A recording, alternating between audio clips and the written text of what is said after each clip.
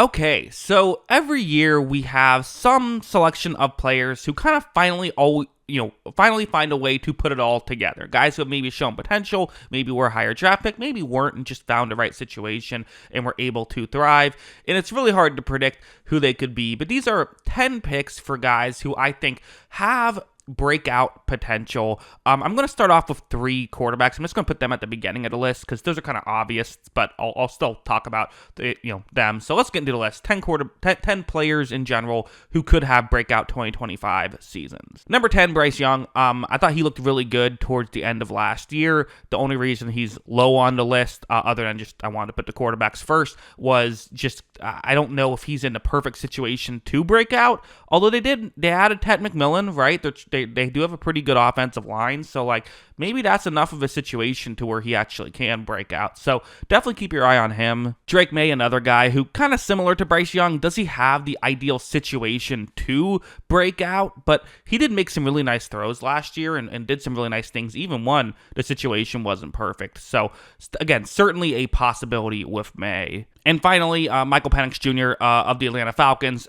Finally, for the quarterbacks, he's someone who I thought looked really good in flashes, did make some rookie mistakes, which is to be expected for a guy who only got to play in really 3 games last year, other than a couple times he came in relief just to hand the ball off, but he really just played in 3 games last year. And again, showed some real flashes, and I think for him, kind of unlike those other 2 guys who I think both of those teams are hoping that situation gets better. For someone like Michael Penix Jr., he's already in a pretty good situation. He has weapons to throw to. So, and you saw that the offense was still effective, even with Cousins in there early on in the year until Cousins fell off. So, yeah, those are 3 quarterbacks I could see really having breakout 2025 seasons. Next up, I am going Keon Coleman, the player that the Buffalo Bills drafted with the first pick in the 2nd round. A guy who, listen, only had around a little over 500 yards last year, but has a lot of really good physical traits, and you do feel like there is real potential for him to do more than that. He showed real flashes as a wide receiver for Buffalo last year.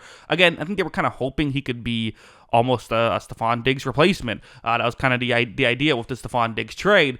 Again, that's a lot to ask of a guy in year 1 especially, but ultimately a player who I do think has real potential, and I think you give him another year, I could see with him getting more targets, him kind of being a key player for the Bills. Next up, I am going with another 2nd round pick from that same draft class, Kool-Aid McKinstry, a defensive back from the New Orleans Saints who they drafted him not necessarily needing him to play right away, but just kind of trusting that this situation would work.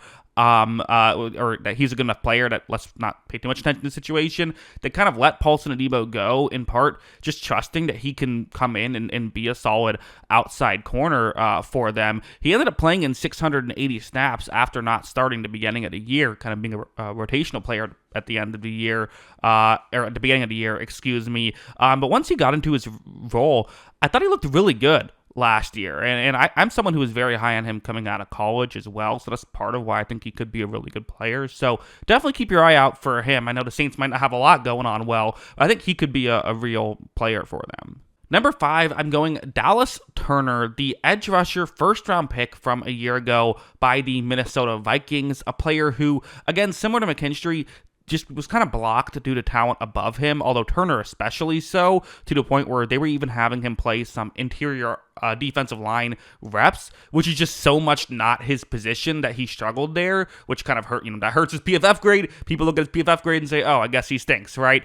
But that's not really the case. He did show some real power. I do think he needs to get a little bit more refined as an edge rusher, and this might not be the right year. It might be next year that he really is able to fully, get into his own. But I do think he has real potential to break out. We need to see him get more playing time, essentially.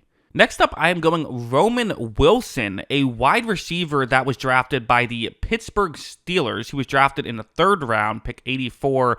Only played 5 snaps last year. He got injured in training camp, so he missed a good chunk of the season. And then when he came in, very quickly after he got another injury and missed the rest of the season. So that definitely stunk, as I do think they liked a lot of what he can do as more of an over-the-middle type guy. If Aaron Rodgers ends up being the starter for that team, you know that he likes those over-the-middle type of plays. And you also look at the rest of the roster. Okay, you have Metcalf as an outside guy. You have Calvin Austin III, who I think they trust to do several different things. But, I mean, there's Robert Woods. There's not a ton of other great players. Ben Skowronek, of course, the great Ben Skowronek. But other than that, like, it's just not a loaded receiving core. So I do think we could see him actually having kind of a breakout season next year, which is why he made the list.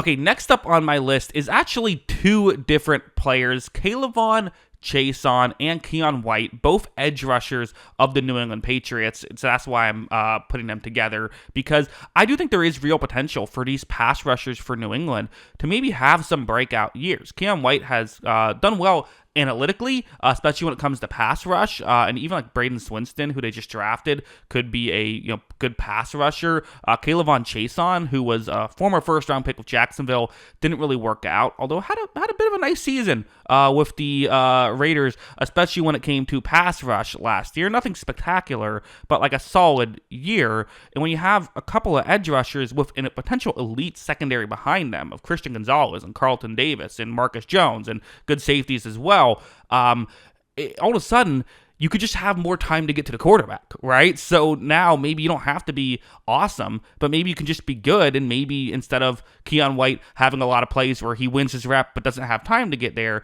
he can win his rep and have time to get there and get more sacks and things of that nature. So those are a couple guys to keep your eye out for. Number 2, I'm going Jalyx Hunt, who only had a sack and a half last year for the Eagles, but he is another analytics darling. And when you also factor in with him the fact that the Eagles lost multiple defensive linemen, including Josh Sweat, who was an every down player for them, there's just a lot more reps available now for Hunt, who already looked pretty good. And I think that giving him more playing time, he is definitely someone who I'm expecting to have a good year this year, even though he's never really shown that yet, because I think he did well in his role, and now that he's getting a bigger role, I expect him to succeed there as well. Number 1, I'm going Ricky Pearsall, who I have to mention did get injured again, so there is that, like, okay, that's not ideal, but it seems as though he's going to still be able to return at some point in training camp, and at least he shouldn't miss the season. So I'm still willing to put him, maybe that you could argue shouldn't be 1 because of that. I'm still at least willing to put him on the list.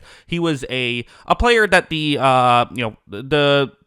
49ers drafted as a potential Brandon Ayuk replacement. It seemed like back when Ayuk was doing his holdout, Ayuk ended up re-signing, but now they've lost Deebo Samuel. Pearsall, of course, got shot, which obviously took some time to recover. He came back, but that's difficult to recover from. It's hard to blame him for not having crazy counting stats. But now that he should be a bigger part of the offense, the 49ers, obviously know how to scheme guys open, and they do know receivers. It feels like he's going to be someone who's going to, definitely be someone to pay attention to next year. So those are my breakout candidates for 2025. Let me know in the comments below. Who do you agree with? Who do you disagree with? Is there anyone I should have put on the list but didn't? Let me know what you think. Always love hearing from you. And of course, as always, thanks for watching.